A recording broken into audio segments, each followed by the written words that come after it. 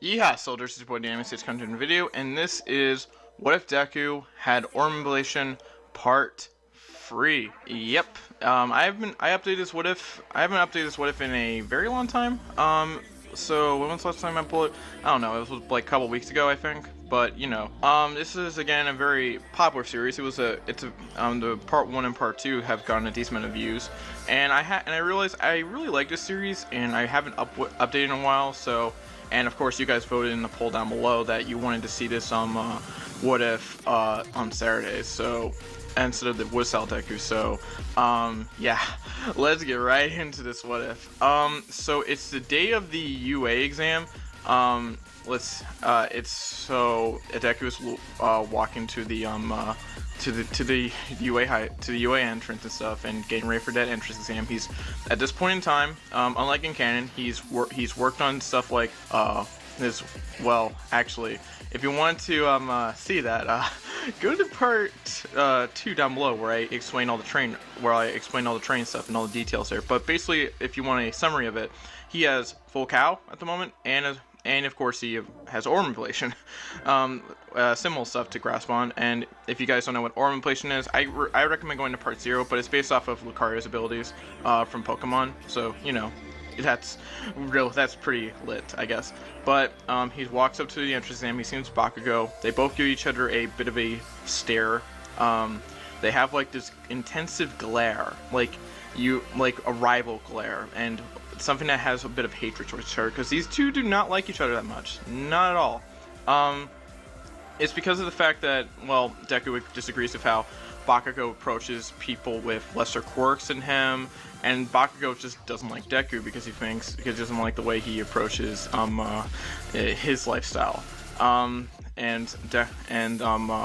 Bakugo, and then Deku just like says to him, I'm going to go to this school, and if you attend the same school, I'm going to make sure I become the #1 hero, and I'm going to make sure I beat you. And then Bakugo gives like somewhat of a likewise glare, but more so says, yeah, no, I'm going to be the #1 hero, and you're not going to stop me.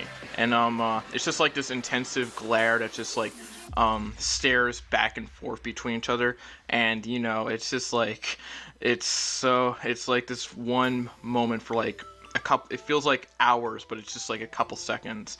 And yeah, after they they just like lock eyes off each other, and Bakugo just heads to the entrance.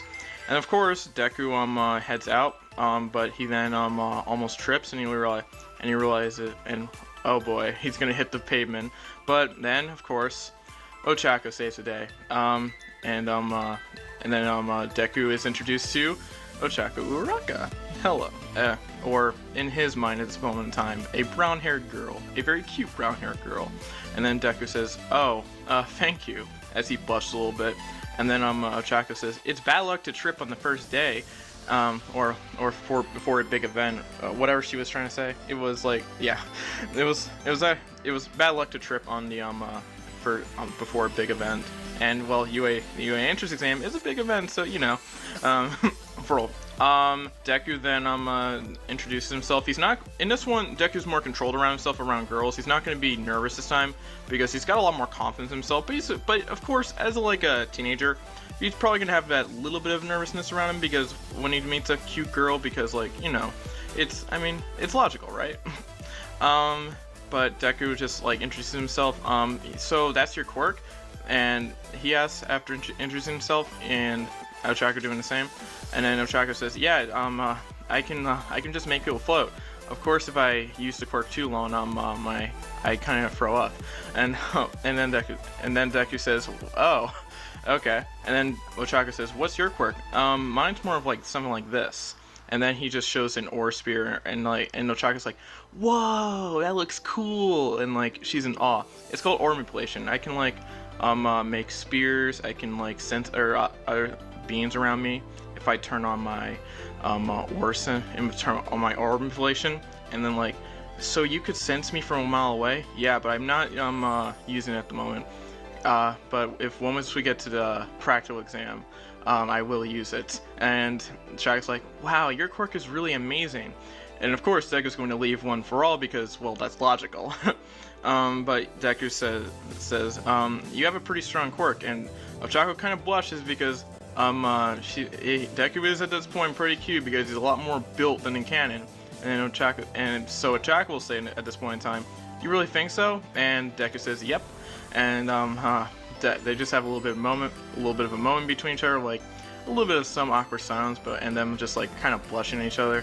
But then Deku says, "Well, good luck at the exam, Ochako." And then Ochako says, "Yeah, sure." And then like they both head off, and like Deku's like, "Man, I want to get to know her more." Because if you remember in part 0, I made this an Izu Ocha ship, and I'm sticking with that. But yeah, so Deku, at this point in time, let's just get into like how the written exam would go. I was debating with this a little bit myself, but I think he would probably get around a 90 because I think with in terms of like martial arts, he'd also try to find different ways to like balance that with school, and he probably worked very hard enough to do so. And since he's been very educated in martial arts, usually when you're trying to do something like that, you also probably have to he wants to apply that to himself in terms of like education and like grades and stuff like that. So Deku would be pretty knowledgeable. Now, I wouldn't necessarily say like more intelligent, because there's a difference between being knowledgeable and intelligent. But he's going to be but he works very hard, and I think he would get around a 90% on the written exam, which is really good. It's an A, and that would probably be around the top percentage. What are the exact written exam details again? Because I forget who got the highest score in the written exam. I don't know if that was ever said, but you know, whatever. Now that's not even the juicy part of this what if. Let's get to the practical exam. I think Deku would then see Ochako passing by, and then he has around the same interaction with Ida. Ida doesn't at first get the biggest attention, he doesn't get the best first impression of Deku at first. But once Deku gets to work, he's going to shock Ida by a lot. You know what I'm saying? So we get to the practical exam. Everything is explained in detail by President Mike, just like in canon. But Deku at this point is probably a lot more confident, and let me just say this: he's gonna get a lot of points. Probably a lot of points. And because at this point he has both one for all and or manipulation. So you know that's gonna be pretty sweet to have. And then of course Deku tries to look around for Ochako, doesn't see her at the moment, because at the moment Deku's probably more believes he's gonna do pretty well at the practical exam. But he of course will pay attention to the explanation. And then once the practical exam is about to start, Deku activates his aura manipulation abilities, and so to enhance his speed. And he's trying to switch between. At this point, he's switching between worm manipulation and full cow. But he hasn't tried to combine them yet until maybe a little bit later. But that's a little bit of a spoiler for this part. So Deku literally just goes off. He switches in between worm manipulation at the moment. He strikes down. So he's actually racking up a lot of villain points. I'm gonna say, in my original Woodsaw timeline, I gave Deku a good amount of points. Like he was around a little bit higher than Bakugo. Bakugo got a lot more points in the original arc. But that's because they all train for each other. But Deku has been trained by himself. He's been trained with All Might. I'm gonna say he gets 70 villain points, I think is a good balance here, because at first I was debating about, okay, how many villain points would he get here, but in terms of like being able to have pure firepower and how far he is in between of trying to combine his quirks, which he hasn't really done yet, but he's been trying to work on that. He's not there yet. So I'm going to give him around 70 points in terms of villain points, if you know what I'm saying, which would actually normally be a good amount for him to already get in. So at this point, he could potentially be a shoo-in at this point. But things change a little bit once we get into the actual arc and the zero pointer. So the zero pointer appears. Deku probably is debating with himself whether or not to fight it. He would probably be thinking that the most logical reason, way of thinking would be to get out of the way. But then of course he sees Ochaku Uraraka laying down, so trapped under the rubble. Sorry, and he tries to, and he then realizes, okay, I gotta save her because that thing could crush her at any point in time. And so Deku activates his aura manipulation, and shows what he can do. He probably would try to like switch between. He's been busy to like switching between full cow and aura manipulation, but he's trying to work on like that easy switch. But again, but once he tries to learn on to like how to combine them, it's gonna be pretty interesting, and he has been working on that. At that moment, Deku then switches into full cow, smashes the rock. Actually he would just lift it, and then grabs Ochaku, switches to full cow, and just like run and just like puts her out of harm's way. And then Ochaku just like blushes at her savior at the moment. Ochaku says, and then Deku says, no time, I'm gonna handle this 0-pointer. Then Deku at this moment in time realizes, can I do it? Can I really do it? And then Deku tries to focus. All his training has been put into this. Now let's just go into what is actually happening. He's trying, at this point, this is where he's going to try to combine Aura Manipulation and Detroit Smash. Because I don't know if because he believes that he might be powerful enough, but because at this point he's probably trying to test out the power that he has, and he probably figures that he probably has a decent amount of points already. So why not see if he can actually do it? He wants to take a risk here, and he believes that if he takes that risk, and because he wants to take that risk due to the fact that he wants to, one, protect this girl, and two, he doesn't know how much of a one for all he wants to. One for all is going to be enough against a 0-pointer. He hasn't measured that yet.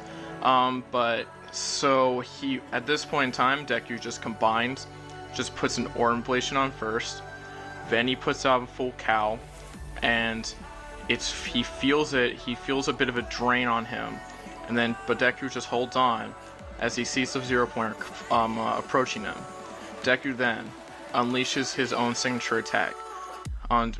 He jumps by jumping up, and then he shouts, "Detroit Aura Smash!" And then he destroys the 0-pointer. If you don't like that name, let me know down below. I wanted to like think of something that would probably have the inspiration of both All Might and his current Aura Manipulation quirk, but I don't know. But if you're not feeling that name, let me know down below. But I kind of like it, Detroit Aura Smash. But it's probably but maybe if you have something better, let me know. But in the end of the process, he kind of overkills the robot, and but then Deku almost kind of blacks out a little bit because he probably has only like that one shot in him.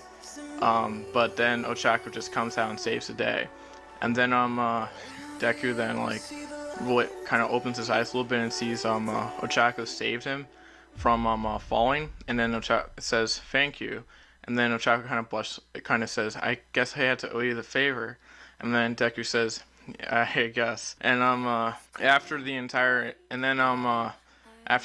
endeavor ensues, Deku has to go, probably would have to like be a little bit more exhausted, so he has to like go into a bit of recovery at the moment. And then All Might's like, why would you do something that reckless at the moment? And Deku said, if I don't take risks, can I really be the #1 hero? And then All Might says, I guess you're right, I guess you do have a point, but don't do that again, please. And then Deku says, alright. Then Inko comes in, and I didn't sustain much damage. I just lost a bit of consciousness because I can't handle the power at the moment. But if I can train to do it, I think I might be very powerful in the future. And then All Might says, interesting.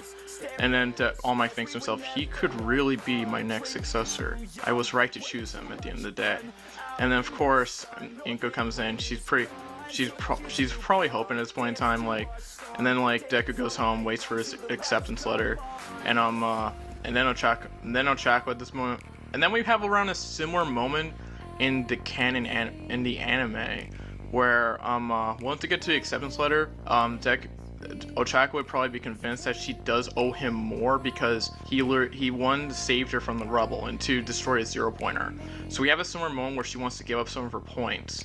But of course, Deku, as we would already realize, Deku has more than enough points, and of course, Ochako at this point gets rescue points because I did have her save Deku at this point in time, because at that moment in time, Deku wanted to take that risk, and of course, he did gain a bit of information from it. He's not ready for it fully yet, and he only has like one shot on him before he's like exhausted, so he has to train to control that, but Deku would still get in, Ochako still gets in, and everyone is getting ready for UA, and Deku's like, man, I really need to talk. I really want to like, I kind of like her.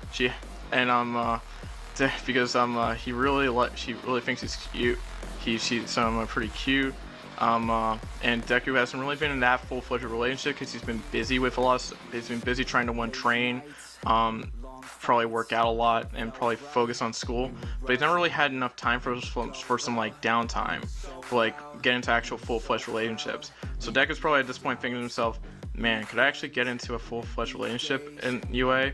And Deku probably sees Ochako at this moment in time as potential a girlfriend at this point in time, if you know what I'm saying. But the relationship is not fully established yet. But the seeds are going to be planted, and they're probably going to date at some point in UA. I'm just not going to tell you when. But at that point in time, Deku gets ready to head to UA and start a brand new journey as we get into the next part. Thank you guys for watching. That's about the end of this video. First off, for next week, in terms of schedule next week, I want to do we'll release Deku next week, as well as Kushina and Makoto were sisters. Also, the Pokemon Anime Rewrite will come out that same week as well, and maybe an additional What If as well. Especially if we get especially if the Eagles win on Sunday versus the Patriots. So that would be really good. But yeah, I'm really excited for next week. And also, thank you for 454 subscribers as I'm making this video. We're getting very close to our 500 sub goal, and if we can hit that, I will release that Pokemon Death Note crossover.